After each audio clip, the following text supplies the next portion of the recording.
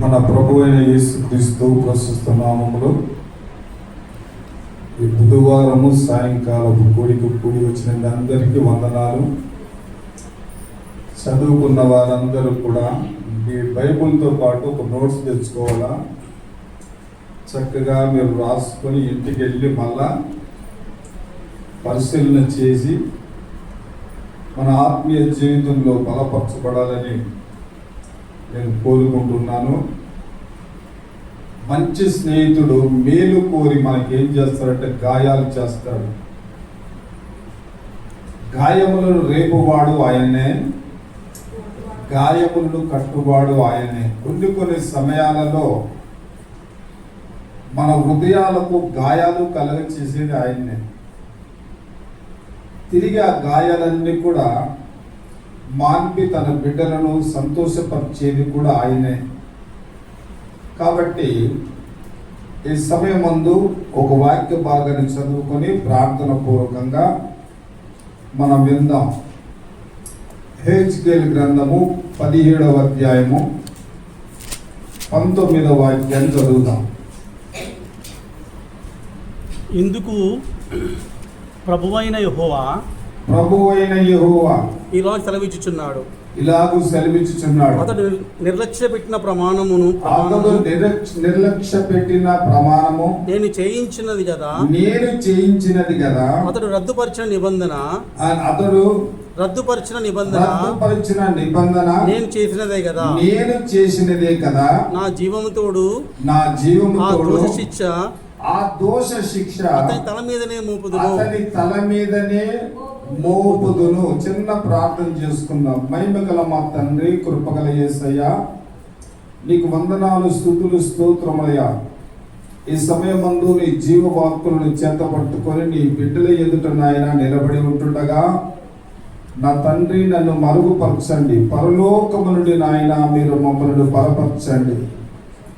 నోటిని ప్రభువా మీరు ముట్టండి. ప్రభువా నీకు స్తోత్రము. ప్రతి ఒక్కరికి వినగలిగే చెవి, గ్రహించే మనస్సు మీరు దయచేసి మీ నామములకు మహిమ తెచ్చుకోమని యేసయ్య నామములో అడిగి వేడుకొనుచున్నాము తండ్రి.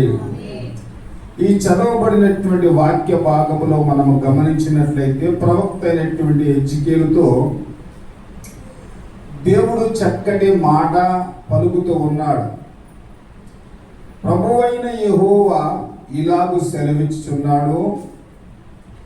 అతడు నిర్లక్ష్య పెట్టిన ప్రమాణమును నేను చేయించితిని కదా.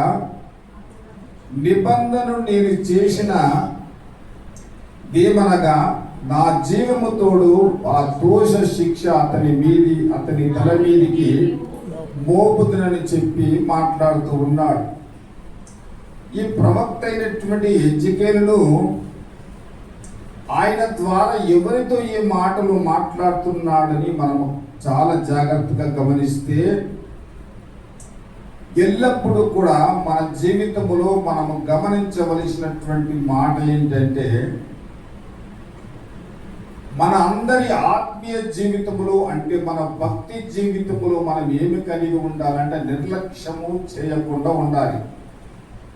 ఇది మనము చేస్తున్నటువంటి భక్తి. ఈ భక్తి జీవితాన్ని మనం ఏం చేయకూడదంటే నిర్లక్ష్యపరచొద్దు అని అంటాడు. ప్రమాణము చేయించిన వాడు నేనే, నిబంధనలు చేయించిన వాడును నేనే. కానీ నువ్వు ఏం చేశావు? దానిని నిర్లక్ష్యపరిచావు. కాబట్టి నా దోష శిక్ష అనేటటువంటిది నీ మీద నేను మోపుతానని చెప్పి ఆయన మాట్లాడుతూ ఉన్నాడు. కాబట్టి మన జీవితంలో మనము చాలా జాగ్రత్తగా గమనించినట్లయితే ఎవరిని గురించి మాట హెజ్కేలు ద్వారా చెప్పబడి ఉంది. హెజ్కేలు అనే మాటకు అర్థం ఏమిటంటే యెహోవా బలపరచును. అందరు చెప్పండి, యెహోవా బలపరచును. ఈ బబులోను దేశపు యొక్క రాజు అయినటువంటి నెబుకద్నెజరును గురించి ఈ మాటలు చెప్పబడినట్లుగా మనం చూస్తాం. ఈ నెబుకద్నెజరు తన జీవితంలో చాలా గర్వించాడు. నా వల్లనే ఇంత రాజ్యాన్ని నేను కట్టగలిగాను, సమస్తము నా మూలనే కలిగిందని చెప్పి ఆయన చాలా జాగ్రత్తగా అతను తన మనసును గర్వించినటువంటి రీతిలో ప్రవర్తిస్తూ వచ్చాడు. అలాంటి నెబుకద్నెజరును దేవుడు ఏం చేశాడంటే అరణ్యమునకు తీసుకొని వెళ్ళి పశువులు ఏ రీతిగా గడ్డి తింటున్నాయో ఆ రీతిగా ఆయనను గడ్డి తినిపించేటట్లుగా ఆయన చేశాడు. దేవునికి స్తోత్రం చెప్పండి, చెప్పండి గట్టిగా హల్లెలూయా. కాబట్టి నిర్లక్ష్యము చేస్తే ఏమవుతుందంటే దేవుని యొక్క దోష శిక్ష అనేటటువంటిది మన మీద పడుతుంది. చెప్పండి ఆ మాట. నిర్లక్ష్యము చేస్తే, అందరు చెప్పండి, దేవుని యొక్క దోష శిక్ష మన మీద పడుతుందని మనం జ్ఞాపకం చేసుకోవాలా. చాలా మంది గమనించండి,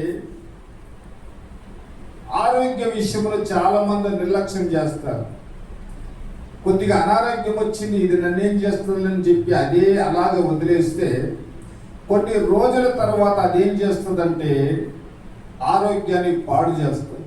చాలా మంది ఆరోగ్యాన్ని పట్టించుకోరు. కాబట్టి ఆరోగ్య విషయంలో మనం ఏ మాత్రము కూడా నిర్లక్ష్యము చేయకూడదు. రెండో విషయాన్ని మనం జ్ఞాపకం చేసుకుంటే, ఇప్పుడు విద్యార్థులు ఉన్నారు, చదువుకునే విద్యార్థులు ఉన్నారు.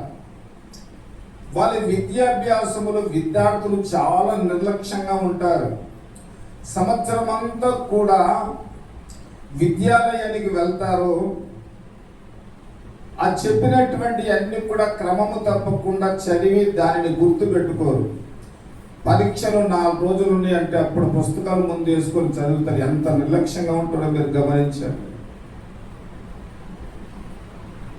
అప్పుడు వాళ్ళకు తొందర, ఇప్పుడు పరీక్షలు రాబోతున్నాయి, ఇప్పుడు నేను చదువుకోవాలా, ఎప్పుడప్పుడు చదువుకొని అది దృష్టిలో పెట్టుకొని చక్కగా నువ్వు శ్రద్ధ కలిగి ఉంటే నువ్వు తప్పనిసరిగా ఏమవుతావు నువ్వు పాస్ అవుతావు. చాలా మంది బిడ్డలు విద్యాభ్యాసములు ఉంటే విద్య పట్ల వాళ్ళు ఏం కలిగి ఉంటారంటే నిర్లక్ష్యము కలిగి ఉంటారు. ఉద్యోగ విషయంలో చాలా మంది నిర్లక్ష్యంగా ఉంటారు. ఈ రోజున ఉద్యోగాలు దొరక్క బాధపడుతూ ఉంటే దొరికినటువంటి వారు ఉద్యోగాలకు వెళ్లకుండా నిర్లక్ష్యంగా ఉండి ఆ ఉద్యోగం పట్ల శ్రద్ధ లేకుండా ఉండేటటువంటి వారిని కూడా మనం చూస్తాము. కొంతమంది కుటుంబ విషయాలలో నిర్లక్ష్యంగా ఉంటారు. భార్య పరిస్థితి ఏంది, పిల్లల పరిస్థితి ఏందని పట్టించుకోరు. ఏదన్నా 10 రూపాయలు వాళ్ళకి దొరికిందంటే వాడు కడుపు నిండా తాగి ఇంటికి వచ్చేస్తాడు. భార్య పిల్లలు ఏం తిండి ఉందా లేదా, పరిస్థితి కుటుంబ పరిస్థితి ఏమిటని ఆలోచించకుండా కుటుంబాల పట్ల కూడా చాలా మంది నిర్లక్ష్యంగా ఉండేటటువంటి వారిని మనం చూస్తాం. నా ప్రియమైనటువంటి దేవుని బిడ్డలారా, ఈ శ్రేష్టమైనటువంటి మంచి సమయాన మనము నిర్లక్ష్యము చేయకుండా ఉండాలి. దేవునికి స్తోత్రం చెప్పండి గట్టిగా. మనము ఏ విషయాలలో నిర్లక్ష్యము చేయకూడదో చక్కగా కొన్ని మాటలు మనం ధ్యానం చేసుకుందాం. సంఖ్యాకాండము 11వ అధ్యాయము 20వ వాక్యాన్ని మనం చదువుతాం. మొదటి పాయింట్,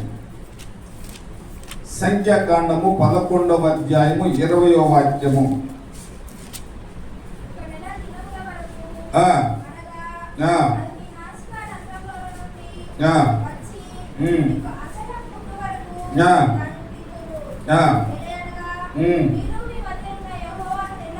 చాలు. మీరు మీ మధ్యలో ఉన్న యెహోవాను నిర్లక్ష్యము చేయకూడదు. దేవునికి స్తోత్రం చెప్పండి గట్టిగా. అంటే ఏమి చేయకూడదంటే దేవుని గూర్చినటువంటి మనము దేవుని నిర్లక్ష్యం చేయకూడదు. ఆ దేవుని యొక్క విషయములో మనము నిర్లక్ష్యము చేయకూడదు. ఇంకా పాటలు వినబడలేదే, ఇంకా ప్రార్థనలు జరుగుతున్నాయే, సమయం ఉంది కదా, ఇంకా ఇంకా బోధమని చెప్పేసి దేవుని యొక్క విషయములో మనము ఏమాత్రము కూడా నిర్లక్ష్యము చేయకూడదని చెప్పి మనము గుర్తుంచుకోవాలి. చాలా జాగ్రత్తగా మనము గమనించినట్లయితే ఐగుప్తు దేశములో బానిసత్వములో 430 సంవత్సరాలు బానిసలుగా ఉన్న ఇశ్రాయేలు ప్రజలను చక్కగా విడిపించి విడుదల చేసి ఎర్ర సముద్రములో పాయలు చేసి ఆరిన నీళ్ళు నడిపించి మరో 10 రకములైనటువంటి దేవుడు దేవతలను బట్టి గర్విస్తూ ఉంటే ఆయన గర్వమును అణిచి 10 తెగుళ్ళ ద్వారా వారిని విడుదల చేసి ఎర్ర సముద్రములో పాయలు చేసి ఆరిన నీళ్ళు నడిపించి మారాను మధురముగా మార్చి ఆకాశము నుండి మన్నాను కురిపించి వారి పాదములు వాయకుండా వాళ్ళ చెప్పుల వారు తెగిపోకుండా చాలా చక్కటి పోషణతో వారిని పోషించి ఇది చేస్తే చివరికి ఏం చేశారంటే ఇశ్రాయేలు జనాంగము దేవుని నిర్లక్ష్యపరిచారు. దేవునికి స్తోత్రం చెప్పండి గట్టిగా. ఆయన మనకు సమస్తమును చేశాడు. మనకు ఆహారాన్ని ఇచ్చాడు, వస్త్రం ఇచ్చాడు, చక్కటి గృహాలు ఇచ్చాడు, మన అవసరాలు తీర్చుకోవడానికి సకలము కూడా ఆయన ఇచ్చాడు. ఆయన పట్ల మనం నిర్లక్ష్యంగా ఉండొచ్చా? మీరు ఒక్క చిన్న విషయాన్ని మీరు ఆలోచన చేయండి. ప్రతి ప్రార్థన జరిగేటటువంటి సమయాలలో కాస్త ముందుగా వచ్చి ప్రార్థనలో గడపండి అని చెప్తే నేను వచ్చినప్పుడల్లా చెప్తా. మరి ఎందుకు పాటించడము లేదో నాకు అర్థం కాలేదు. ఈ రోజు బుధవారము దేవుని మందిరంలో ప్రార్థన ఉంటుంది, అందరికి తెలుసా తెలీదా? అయితే ఏం చేయాలి మనము? ఇన్నిసార్లు సేవకుడు చెప్తున్నాడు కాబట్టి మనం వెళ్ళి కొద్దిగా ముందుకు వెళ్ళి ప్రభువుతో మనం గడుపుదాము. మన విషయాలన్నీ కూడా ప్రభువుకు చెప్పుకుందాం. ప్రభు మనకు మేలు చేస్తాడు, మనం వెళ్దామనేటటువంటి ఆశ మన జీవితంలో మనం లేకుండా ఉంటే మనం నిర్లక్ష్యం చేస్తున్నట్టే కదా. ఆలోచించండి అమ్మా. కాబట్టి దేవుని విషయంలో మనం ఏమి చేయకూడదంటే నిర్లక్ష్యము చేయకూడదు. కీర్తనల గ్రంథము 16వ అధ్యాయము 4వ వాక్యాన్ని చదవండి.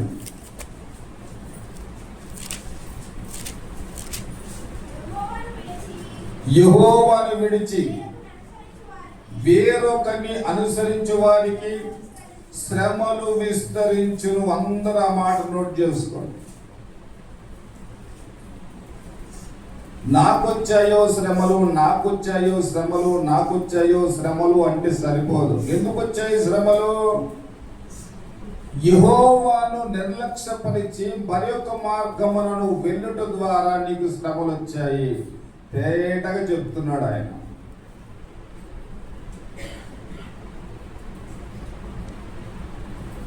కాబట్టి దేవుని విషయంలో మనం ఏమి చేయకూడదంటే నిర్లక్ష్యము చేయకూడదు.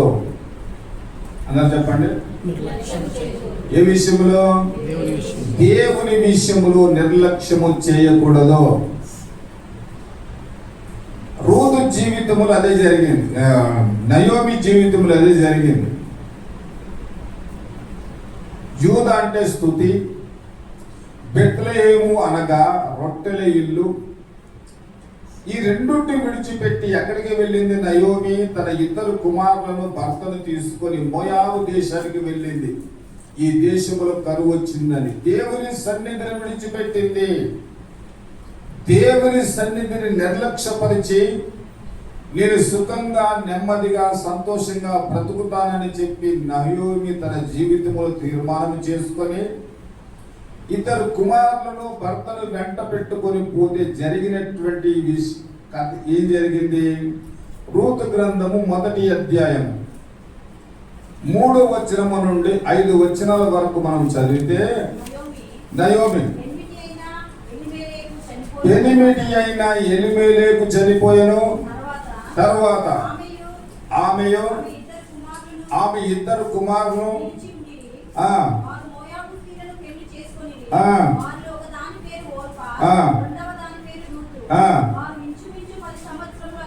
ఇంచుమించు 10 సంవత్సరములు అక్కడ నివసించిరి. తరువాత ఆ 2 కుమారులు కూడా చనిపోయిరి. చాలు.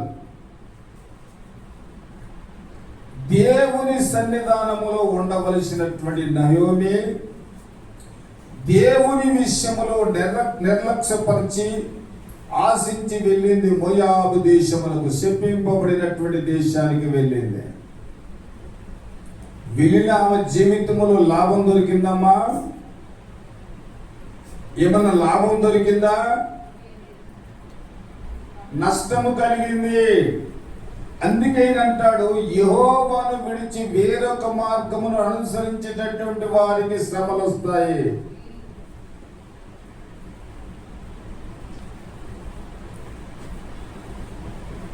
ఈ రోజున నాకు ఎందుకు శ్రమలు వస్తున్నాయి?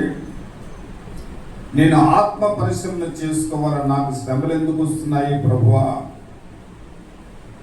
నేను ఏదో విషయంలో నేను నిర్లక్ష్యంగా ఉన్నాను కాబట్టి నాకు శ్రమలు వస్తున్నాయి. అదే 21 అధ్యాయం 21 వచనం చదవండి. రూతు 21:1-21. చూడండి, దేవుని సన్నిధిని నిర్లక్ష్యపరిచి వెళ్ళినటువంటి నయోమి అంటున్నటువంటి మాట గమనించండి. నేను సమృద్ధి గలదానని వెలితిని, యెహోవా నన్ను ఏం చేశాడండి? ఇప్పుడు ఎవరు తప్పు అంటుందా మాట? నేను చాలా భక్తి పర్వాలని, నా విషయంలో ఏది తప్పు లేదు, నేను ఒక దినమందు చాలా మంచిగా ఉన్నాను, దేవుడే నాకు ఈ రకంగా చేశాడని చెప్పి అంటున్నాయి. దేవుని యొక్క విషయంలో నిర్లక్ష్యం చేసి నా కుటుంబంతో వెళ్ళినందుకు నాకు నష్టం జరిగిందని చెప్పి చెప్పటం లేదు. నా ప్రియమైనటువంటి దేవుని సంగమా, చాలా జాగ్రత్తగా మనము గమనిస్తాము, ఆలోచిస్తాము. అందుకే ప్రభువైన యేసుక్రీస్తుల వారు చెప్పినటువంటి మాట ఏంటంటే, యోహాను సువార్త 15వ అధ్యాయం 1వ వచనములు అన్నాడు, నేను నిజమైనటువంటి ద్రాక్షవల్లిని, నా తండ్రి వ్యవసాయకుడు. మొదటి వచనం చదువుమా.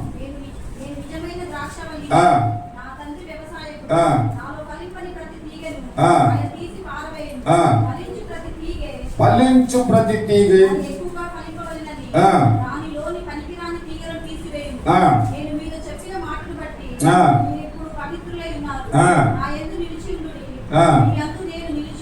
ఇదేమంటాడంటే, నేను నిజమైన ద్రాక్షవల్లిని, తీగలు ఎప్పుడు నాలో అంటుకట్టబడి ఉంటాయో అవి మాత్రం ఫలిస్తాయి.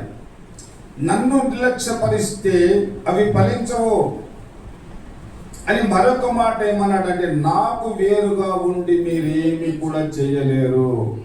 ఆ మాట అర్థం చేసుకో. నాకు వేరుగా ఉండి మీరేమి చెయ్యలేరు అని ఆయన జ్ఞాపకం చేస్తూ ఉన్నాడు.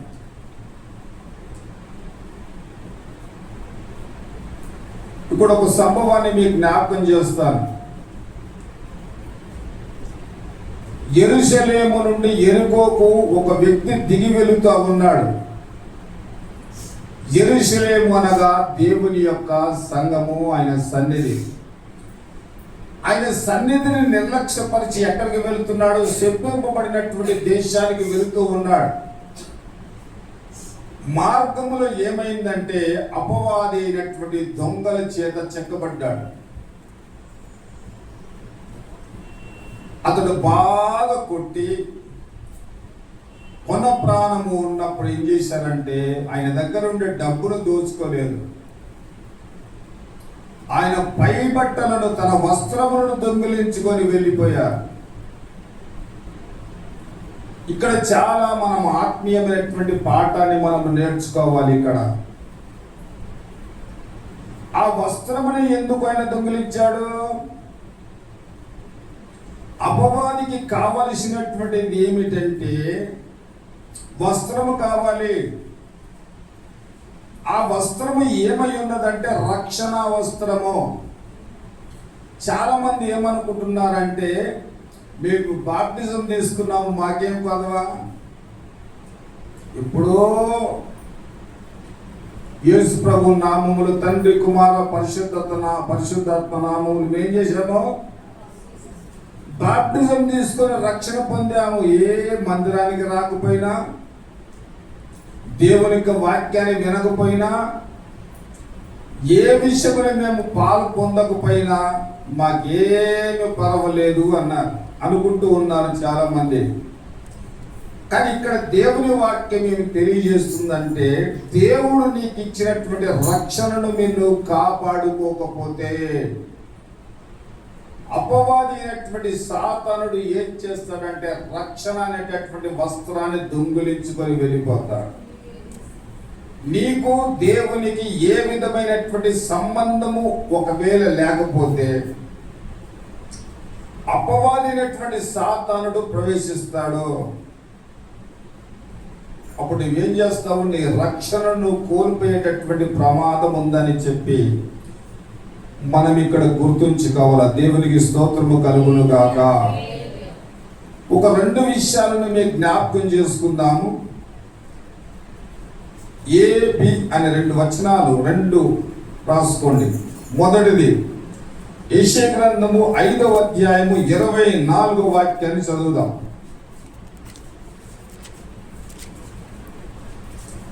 యెషయా గ్రంథము 5వ అధ్యాయము 24వ వాక్యము. సైన్యములకు అధిపతి యెహోవా ధర్మశాస్త్రం నిర్లక్ష్య పెట్టుదురు. ఏం చేస్తారంట? యెహోవా యొక్క చాలా ధర్మశాస్త్రం. మంది ఏం చేస్తారంటే వాక్యాన్ని నిర్లక్ష్యపరుస్తారు. ధర్మశాస్త్రం అనగా దేవుని యొక్క వాక్యము. దేవుని మందిరానికి వస్తారు కానీ వారి మనసు దేవుని యొక్క వాక్యం మీద ఉండదు. కేవలము శరీరాలు మాత్రము దేవుని మందిరములు ఉంటాయి కానీ మనసు ఉండదు. మనసు అంతా కలవరము. ఉండేటటువంటి పరిస్థితుల గురించి ఆలోచన చేయడము, ఎక్కడెక్కడో ఆలోచన చేస్తూ మనం కూర్చుంటాము కానీ దేవుని యొక్క వాక్యము వినకుండా మనం ఏం చేస్తామంటే వాక్యాన్ని నిర్లక్ష్యపరుస్తారని చెప్పి ఆయన జ్ఞాపకం చేస్తూ ఉన్నాడు. ఇక్కడ చాలా జాగ్రత్తగా మనము గమనించినట్లయితే వాక్యము మనల్ని బ్రతికిస్తుంది, వాక్యము మనల్ని స్వస్థపరుస్తుంది, వాక్యము నీ పాపము నుండి రక్షిస్తుంది, వాక్యము నిన్ను లేవనెత్తుతుంది, వాక్యము సకల విధమైనటువంటి సాతాను బంధకాల నుండి నిన్ను విడిపిస్తుంది. నీ మార్గములో వాక్యము ఒక వెలుగుగా ఉంటుంది.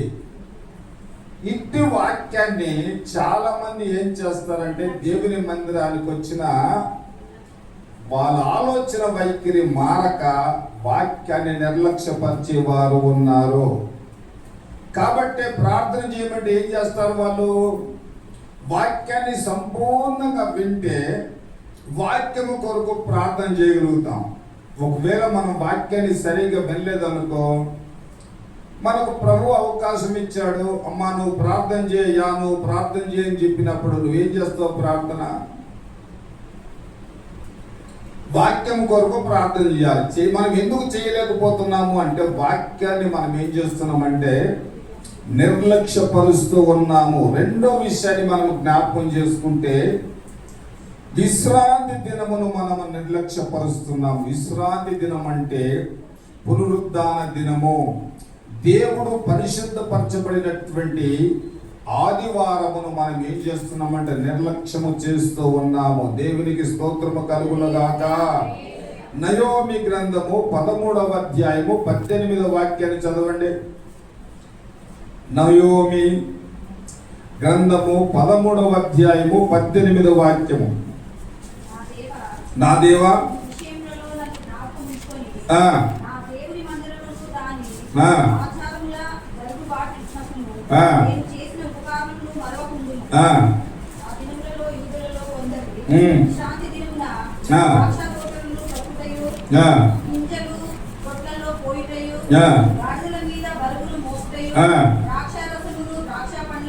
ఏం చేస్తున్నారంట? ఏ దినం అది? విశ్రాంతి దినము. ఆ విశ్రాంతి దినమున ఏం చేస్తున్నారంటే నిర్లక్ష్యము చేస్తూ ఉన్నారు ఆ దినాన్ని అని చెప్పి ఆయన జ్ఞాపకం చేస్తూ ఉన్నాడు. ఇక్కడ చూద్దాము యెషయా గ్రంథము 58వ అధ్యాయము 13-14 వచనాన్ని చదువుమా. నా విశ్రాంతి దినమున వ్యాపారం చేయొద్దు, నాకు ప్రతిష్ఠత దినమని నీవు ఊరుకుండిన ఎడల ఆ, ఆ, ఆ, ఆ, ఆ, ఆ, ఆ, ఆ, చాలు. ఇక్కడ చాలా జాగ్రత్తగా గమనిస్తే మనం ఏం చేస్తామంటే ఆదివారమే పెళ్లి పెట్టుకుంటాం. ఎప్పుడమ్మా? ఆదివారం. అందరికి అనుకూలంగా ఉండే రోజు అయ్యా కాబట్టి ఆదివారం పెళ్లి పెట్టుకో. వ్యాపారం ఎప్పుడు చేయాలా?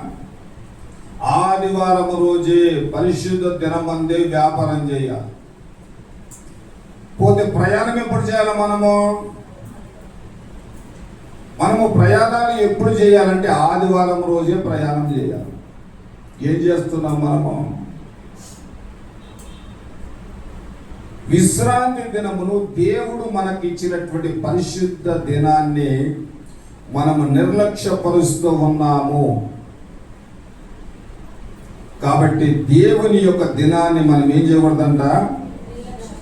నిర్లక్ష్యపరచకూడదు అని చెప్పి ఆయన జ్ఞాపకం చేస్తూ ఉన్నాం. త్వరగా రెండో విషయాన్ని మనం జ్ఞాపకం చేసుకుందాం. మొదటి రాజుల గ్రంథము 12వ అధ్యాయము 8వ వాక్యము. అయితే అతడు పెద్దలు తనతో చెప్పిన ఆలోచన నిర్లక్ష్య పెట్టను. చాలు. రెండో విషయాన్ని మనము అండర్లైన్ చేసుకుందాము. పెద్దల ఆలోచనను నిర్లక్ష్యము చేయవద్దు. ఈయన ఎవరు? పెద్దల ఆలోచనను తిరస్కరించినటువంటి వాడు ఎవరు అంటే రెహబాము. ఇతడు రాజే.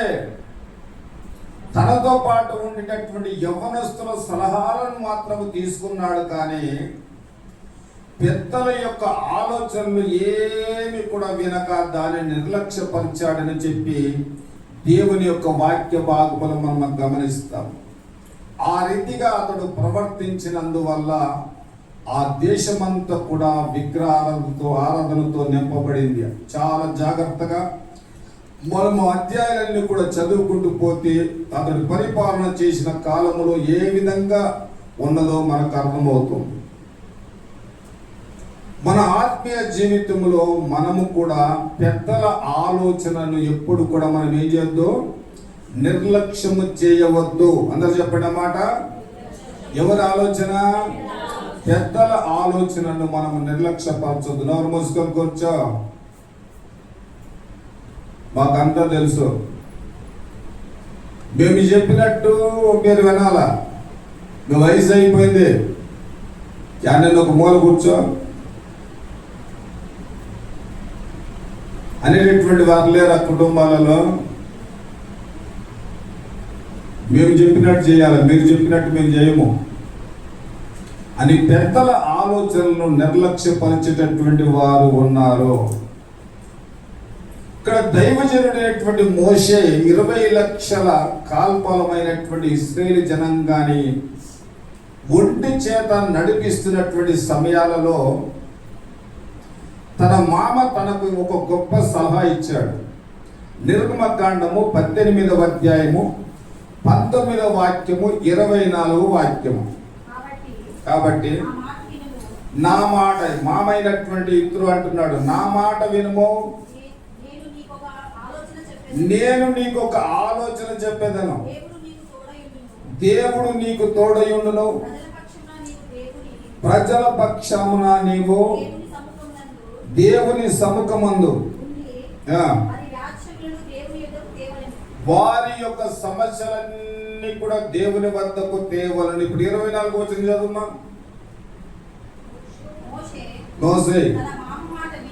మోసే తన మామ మాట విని అతడు చెప్పినదంతయు చేసెను. దేవునికి స్తోత్రం చెప్పండి. మోసే అంత గొప్ప దైవజనుడు, దేవునితో ముఖాముఖిగా మాట్లాడినటువంటి వాడు, దేవుని యొక్క స్వరమును విన్నటువంటి వాడు, ఇలాంటి మోషే తన మామ అయినటువంటి ఇద్దరు పెద్దవాడైనటువంటి మామ కనుక ఈ ప్రజలను ఎలా నువ్వు నడిపించాలా, వారి సమస్యలు ఎలా పరిష్కరిస్తావు, నీ వల్ల కాదు, ఇది మార్గము ఈ రకంగా చేసుకోమని చెప్పినప్పుడు ఆ మాటలు విని దాని ప్రకారముగా మోసే నడిచినట్లుగా దేవుని వాక్యములో వ్రాయబడి ఉంది. ఎవరు పెద్దలు? నీ తల్లిదండ్రులే నీకు పెద్దలు. వారి ఆలోచనను ఎప్పుడు కూడా నిర్లక్ష్యము చేయొద్దు. ఎవరు పెద్దలు? నీ దైవ సేవకులే నీకు పెద్దలు. వారి ఆలోచనలు మాత్రము తీసుకోవాలా, వారిని కూడా నువ్వు నిర్లక్ష్య పెట్టొద్దు. చాలా జాగ్రత్తగా మనం ఆలోచిద్దాం. కాబట్టి పెద్దల యొక్క ఆలోచనలను మనం ఎప్పుడు కూడా నిర్లక్ష్యము చేయకుందుముగాక. మూడో విషయాన్ని చదువుకుందాం. ఏప్రిల్కి రాసినటువంటి పత్రిక 2వ అధ్యాయము 3వ వాక్యాన్ని మనం చదువుదాం. ఇంత గొప్ప రక్షణను నిర్లక్ష్యము చేసిన ఎడల, చాలు, ఇక్కడ రక్షణను నిర్లక్ష్యము చేయవద్దు అంటాడు. దేవుడు నీకు ఇచ్చినటువంటి రక్షణను నువ్వు ఏమాత్రము కూడా నిర్లక్ష్యము చేస్తే నీ మీదికి శిక్ష వస్తుంది. ఆ శిక్ష నుండి నువ్వు తప్పించుకోలేవు అని చెప్పి మాట్లాడుతూ ఉన్నాడు. ఇప్పుడు పరలోక రాజ్యానికి వెళ్ళడానికి 3 మెట్లున్నాయి. ఎన్ని మెట్లున్నాయి? 3 మెట్లు. ఒకటి ఏంది? మార్గము. ఒకటి రెండోది సత్యము. మూడోది జీవము. ఈ రక్షణ అనేటటువంటిది ఏమిటంటే పరలోక రాజ్యానికి మనల్ని సిద్ధపరిచేటటువంటి మార్గము మాత్రమే. ఇప్పుడు మనమంతా ఎక్కడున్నామంటే మార్గములోనే ఉన్నాము. మన ఎదుట ఇంకా 2 మెట్లున్నాయి. మనము సత్యములోనికి వెళ్ళాలి, ఆ తర్వాతనే మనము జీవములోనికి వెళ్తాము. ఈ మార్గములోనే మనము జీవిస్తూ మన వయసు అయిపోతుంది. ఇంకా సత్యములోనికి ఎలా వెళ్తాము? ఆ తర్వాత జీవములోనికి ఎలా ప్రవేశిస్తాము? అందుకే ఆయన అంటాడు, ఈ 2 మెట్లు నువ్వు ఎక్కాలంటే దేవుడు నీకు ఇచ్చినటువంటి రక్షణను ఏమాత్రము కూడా నువ్వు నిర్లక్ష్యము చేయొద్దు. అపోస్తలుల కార్యము 16వ అధ్యాయము 30-31 వచనం.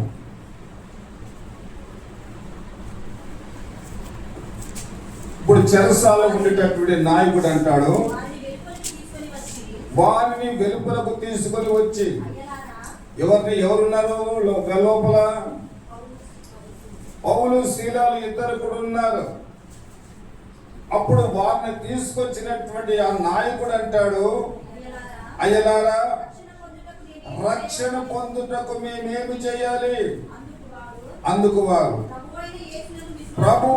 ప్రభువైన యేసునందు విశ్వాసముంచము, అప్పుడు నీవును నీ కుటుంబమును రక్షణ పొందుదురు. దేవునికి స్తోత్రం చెప్పండి. ఇది రక్షణ పొందేటటువంటి సమయము కాబట్టి దేవుడు నీకు ఇచ్చినటువంటి రక్షణను ఏ మాత్రము కూడా నిర్లక్ష్యము చేయొద్దు. ఇంతకు ముందే మనం చెప్పుకున్నాము, బాప్టిజం తీసుకున్నాం, ఇక మాకు సరిపోద్దులే అనుకుంటున్నారు చాలా మంది. అది లేదు. సరైనటువంటి విధానములను కాపాడుకోకపోతే అపవాది ఆ రక్షణ వస్త్రాన్ని తొలగించి వేస్తాడు. ఆ తర్వాత నీ పరిస్థితి దారుణమైపోతుంది. 4వ విషయాన్ని జ్ఞాపకం చేసుకుందాం. 1 తెస్సలోనికీయులకు రాసినటువంటి పత్రిక 5వ అధ్యాయము 19వ వాక్యాన్ని చదువుదాం.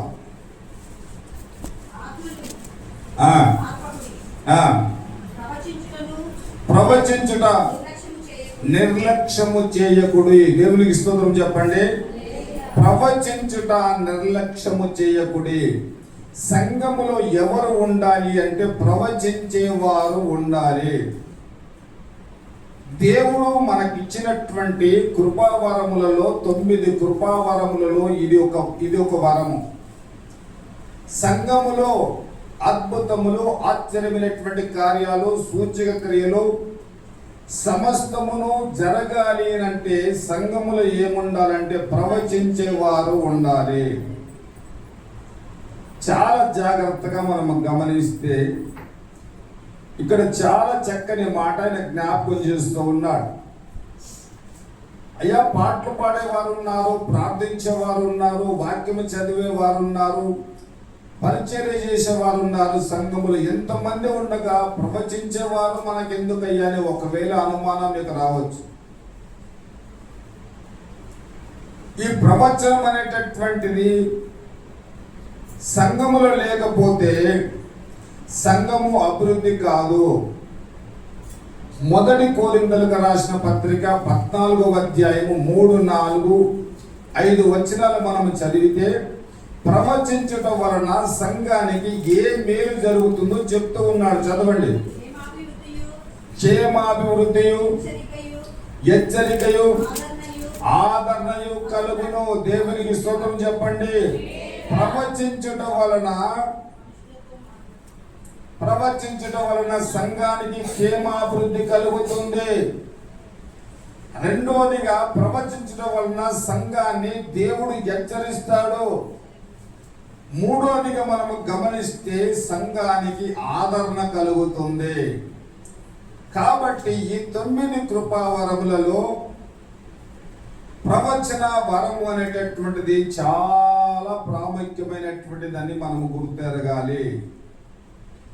సంఘములు ఈ ఆత్మ గనుక పని చేస్తే, బైబిల్ గ్రంథము మీరు బాగా చదవండి. ఫిలిప్పుకు 4 కుమార్తెలు ఉన్నారు. వాళ్ళందరూ 4 కుమార్తెలు ఎలాంటి వారంటే ప్రవచించేటటువంటి వారే.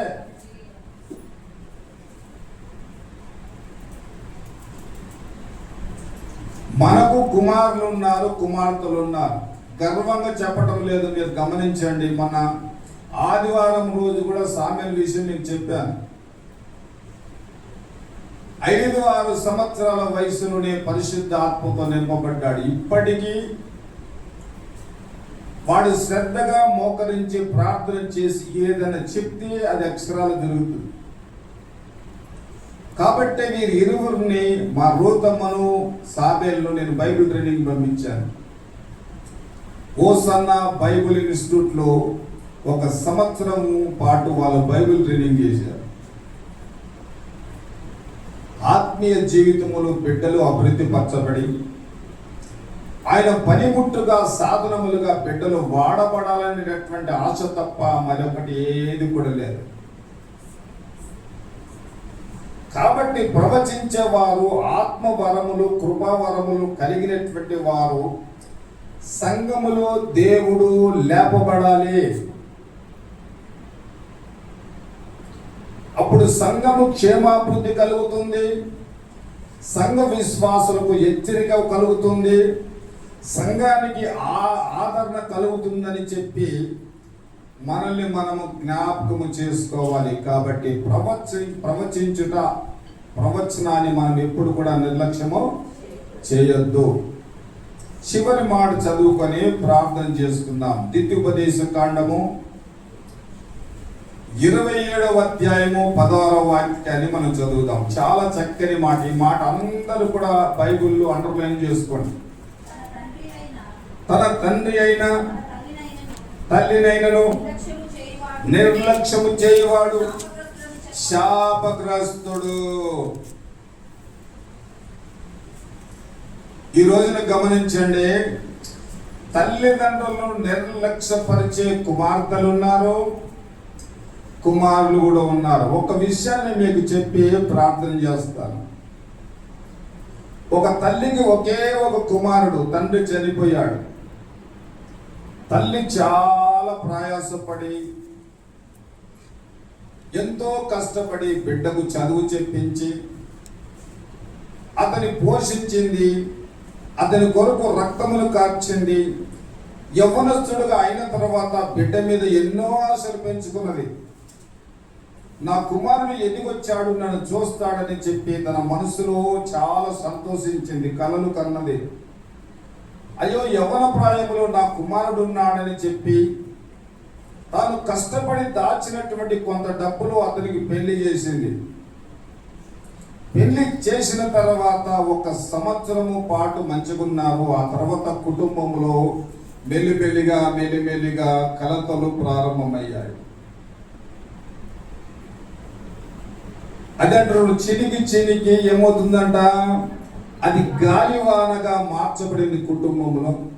అలాంటి సమయంలో గ్రామంలో ఉండేటటువంటి పెద్దలు వచ్చి ఆ ఇంటికి తీర్పు తెచ్చి చెప్పేంత పరిస్థితి వచ్చేసింది కుటుంబంలో. అప్పుడు ఆ కుమారుని పిలిచి అడిగారు, రే నీకు మమ్మీ కావాలన్నా 9 మాసాలు మోసి నిన్ను కని పెంచి పెద్ద చేసినటువంటి నీ తల్లి కావాలన్నా, నువ్వు చేసుకున్నటువంటి భార్య కావాలని చెప్పి వాళ్ళు అడిగారు. ఈ రెండుటికి ఏమి సమాధానం చెప్పకుండా తల వంచుకొని బయటికి వెళ్ళిపోయాడు. తర్వాత గ్రామంలో ఉండే చెప్పడానికి వచ్చిన పెద్దలందరూ కూడా వాళ్ళు కూడా వెళ్ళిపోయారు. ఒక 3 రోజులు గడిచిన తర్వాత కుమారుడు తల్లి దగ్గరకు వచ్చి, అమ్మా నేను ఒక ప్రాంతానికి తీసుకుని వెళ్తాను, నాతో కూడా రమ్మని చెప్తే చాలా సంతోషించింది. నా కుమారుడు నన్ను ఎంత ప్రేమిస్తున్నాడో, నా పట్ల నా కుమారుడు ఎంత ఆప్యాయత కలిగి ఉన్నాడని హృదయంలో చాలా సంతోషించి 1-2 జతలు వస్త్రాలు తన బ్యాగులో పెట్టుకొని తనతో కూడా బయలుదేరింది. వీరిద్దరూ కూడా రాజమండ్రిలో ట్రైన్ ఎక్కారు. అది ఏ ట్రైను? గుజరాత్కు వెళ్ళేటటువంటి ట్రైను. ప్యాసింజర్ ట్రైన్ కాబట్టి అక్కడక్కడ స్టేషన్లలో ఆగుతూ ఉంది, ఆ తర్వాత పోతా ఉంది. అట్లా 2-3 స్టేషన్లలో ఈయన దిగుతున్నాడు, తర్వాత ఎక్కుతున్నాడు. మమ్మీ ఏమి తింటావమ్మా, ఏమి తాగుతావమ్మా, నీకు ఏమి కావాలని అడిగితే ఉప్పొంగిపోయింది ఆ కుమారుని యొక్క ప్రేమను బట్టి.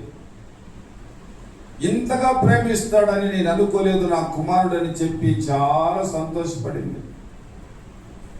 2-3 స్టేషన్లు తనతో పాటు వెళ్ళినటువంటి వ్యక్తి 3వ స్టేషన్ల నుండి కనబడలా. ఈమె ఆలోచన చేసి ఏం చేసింది, అలిసిపోయి పండుకున్నది. తెల్లారు లేచి చూస్తే గుజరాత్ వచ్చింది. అక్కడ మన మనుషులు లేరు, మన భాష లేదు, ఎవరితో ఏం మాట్లాడాలో తెలియని పరిస్థితి. అప్పుడు ఆ తల్లికి అర్థమైంది, నాకు కుమారుడు నన్ను విడిచిపెట్టాడు అని గుండెలు పగిలేటట్లుగా ఏడ్చి ఆ రైలు దిగి అటుగా వస్తున్నటువంటి ట్రైన్ దగ్గరికి, ట్రైన్ ఉంటే ఆ ట్రైన్ వస్తా ఉంది, దానికి ఎదురుగా వెళ్ళి పడిపోయింది, ప్రాణాలు పోగొట్టుకుంది. ఒకసారి మనల్ని జ్ఞాపకం చేసుకుందాం.